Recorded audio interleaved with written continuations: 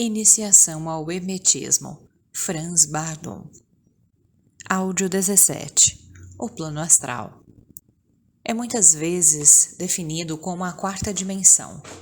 Não foi criado a partir dos 4 elementos, mas é um grau de densidade do princípio de Akasha, portanto de que tudo o que já aconteceu no passado, acontece no presente e acontecerá no futuro, no mundo material, enfim, tudo o que contém sua origem, sua regulamentação e sua existência.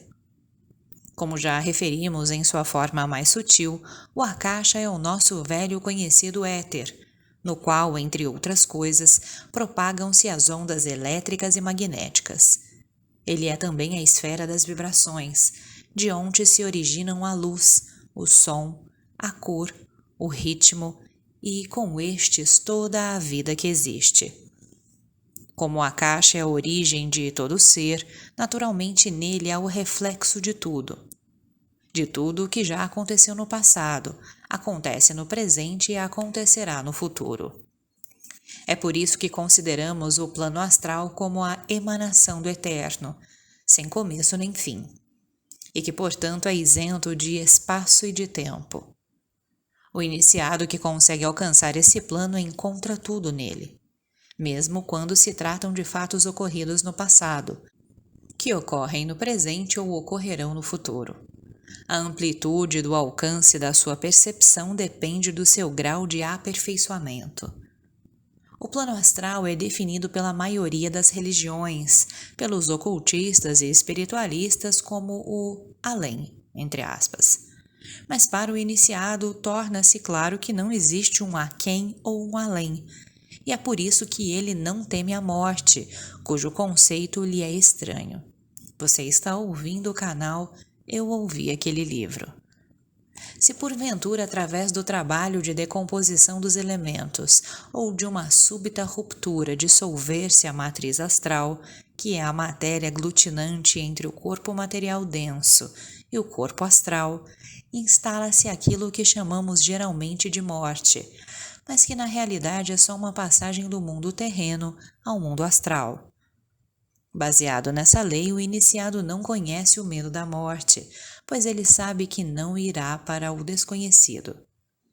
Através do controle dos elementos, ele também pode, além de muitas outras coisas, tentar soltar sua matriz astral e produzir a separação espontânea do corpo astral de seu invólucro terreno. Desse modo, ele consegue visitar com seu corpo astral as regiões mais distantes, viajar aos mais diferentes planos e muito mais. Quanto a isso, existem lendas sobre santos que foram vistos em vários lugares ao mesmo tempo, onde até exerciam suas atividades. O plano astral possui diversos tipos de habitantes. São sobretudo as pessoas que já deixaram o mundo terreno e que habitam o grau de densidade correspondente ao seu grau de amadurecimento espiritual. O que, de acordo com as religiões, é chamado de céu ou inferno, mas que os iniciados interpretam só simbolicamente. Quanto mais perfeito, nobre e puro o ser, tanto mais puro e sutil o grau de densidade do plano astral em que ele ficará. O seu corpo astral vai se dissolvendo aos poucos, adaptando-se ao grau de vibração do respectivo patamar do plano astral, até tornar-se idêntico a ele. Essa identificação depende, portanto, do amadurecimento e da perfeição espirituais alcançados no mundo terreno pelo ser em questão. Além disso, o plano astral é habitado por muitos outros seres, dos quais cito apenas alguns. Assim temos, por exemplo, os seres elementais, que têm só uma ou algumas poucas características, de acordo com as oscilações predominantes dos elementos. Eles se mantêm pelo mesmo tipo de oscilação do homem, que ele envia ao plano astral. Dentre esses seres, há inclusive alguns que alcançaram um certo grau de inteligência. Alguns magos utilizam-se dessas forças inferiores para seus objetivos egoístas. Outro tipo de ser são as chamadas larvas, atraídas à vida consciente ou inconscientemente, pelo pensamento, através da matriz astral.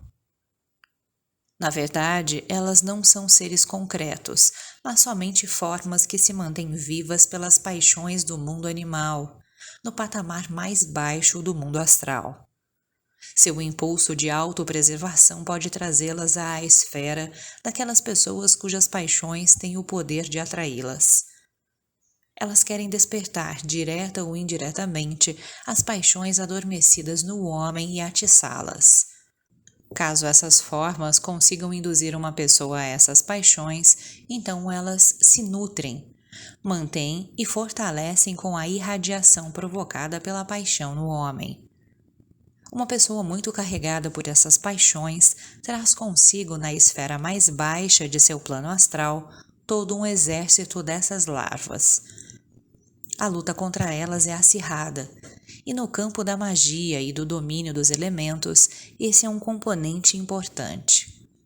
Sobre isso, entrarei em detalhes no capítulo que trata da introspecção. Além disso, ainda existem elementais e larvas que podem ser criados por meios mágico-artificiais. Entrarei em detalhes sobre esse assunto na parte prática do livro. Mais um tipo de ser com o qual muitas vezes o iniciado poderá se deparar no plano astral são os seres dos 4 elementos puros. No elemento fogo, eles se chamam salamandras. No elemento ar, silfos. No elemento água, ninfas ou ondinas. E no elemento terra, gnomos. Esses seres estabelecem, por assim dizer, a ligação entre o plano astral e os elementos terrenos. Como se faz a ligação com esses seres, como se pode dominá-los, e o que se pode conseguir através deles são assuntos que deixaremos para serem tratados na parte prática desta obra, e aos quais dedicarei um capítulo especial chamado A Magia dos Elementos. Existem ainda vários outros seres, como sátiros, fadas, anõezinhos, aguadeiros, etc., que poderiam ser aqui citados. Por mais que isso tudo possa se parecer aos contos de fadas, existem no plano astral exatamente as mesmas realidades que no plano terreno. Ao estabelecer a ligação com esses seres, o iniciado, através de sua vidência, consegue vê-los a qualquer momento que desejar, eliminando assim qualquer dúvida sobre a sua existência. É por isso que o iniciado deve primeiro amadurecer e aprender a provar as coisas para depois poder julgar por si mesmo. Você está ouvindo o canal Eu Ouvi Aquele Livro. Siga-nos no Instagram.